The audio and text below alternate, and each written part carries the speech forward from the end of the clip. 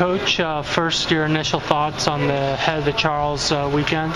I think it's been, for the most part, a very successful weekend for us. On Saturday, we started strong. Our Club 4 finished 5th, and which I thought was a really good result. And then in our Club 8s, we finished 4th, 7th, and 13th, I believe, overall. And I just think it shows some really good depth of the team. I think we knew that coming into the season, that we've got a lot of good guys fighting for seats. And in the Club 8s, I think the total time between our 4th place boat and our 3rd place boat in that event I think it was only about 16 seconds. So I think it just shows that we've got some good speed, and certainly in the fall, we don't claim to have all the lineups correct and the fastest combinations right now, so I think it's very respectable. Today, overall, our varsity, our two champ 8s, we finished 9th and 16th overall. It was a good result. I think overall we were hoping to be a little bit higher up in the pack, at least in the first boat or both boats. I think if we had come out 5th, we would have been feeling like, that was a good result. But I think also between 5th and 9th, it was a total of 4 seconds between there. So certainly over 3 miles, there's a lot of speed that can be gained. So we'll take the positives out of that race, and we certainly know there's a few things that we can work on as the week goes through and get ready for our race next weekend in Princeton.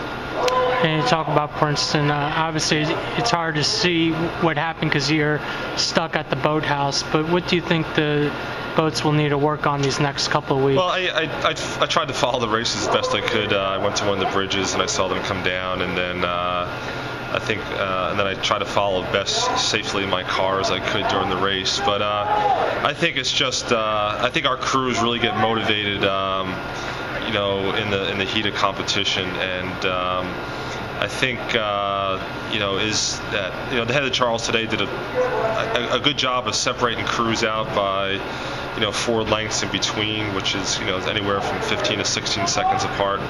I think our crews probably felt like they were rowing by themselves a little bit. So I think it's even though they don't sense other crews, is to really keep their foot on the pedal and to be able to get a little bit faster per stroke, even when they don't feel anybody kind of on their tail. And speaking of depth, this was your first real opportunity to kind of see the freshmen in action. How do you think they fared? I think they fared very well, and I guess as a coaching staff, we've been kind of building these guys up as a good group of guys. I think they're very talented. They like to race hard, and but I think they also see that our 3rd level boat, at least right now, it can be right on their tail, and so I think I think we're in a good spot overall. I mean, our main season is obviously the spring.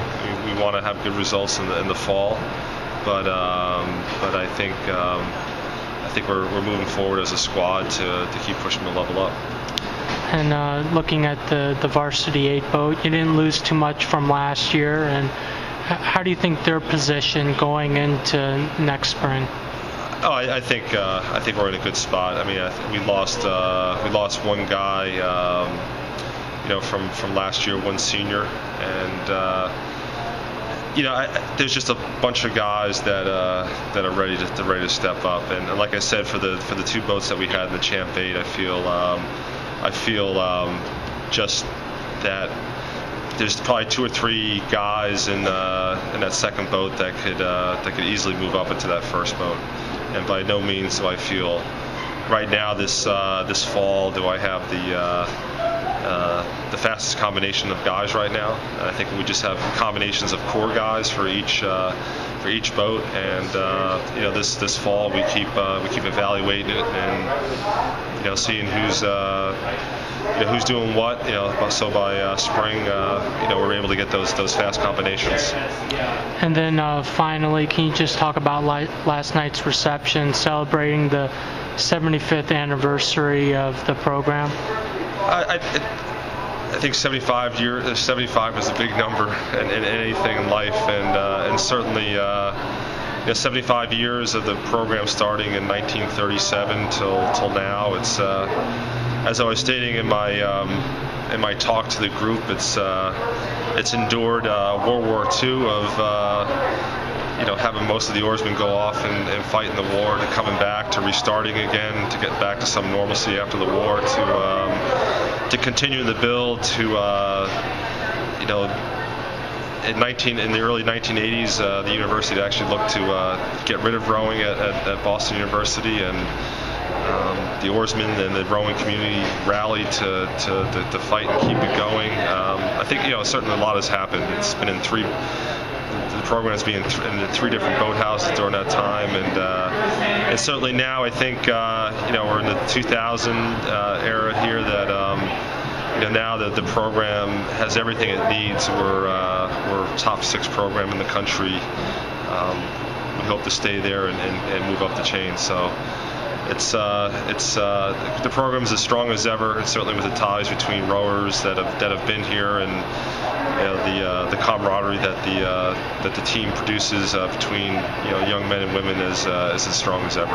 Actually, one final question: has Russ already started rubbing it in that he beat you? No, Russ doesn't talk too much, and I think his rubbing in is talking to me even less. So he's doing a good job of that right now. All right, thanks, Coach.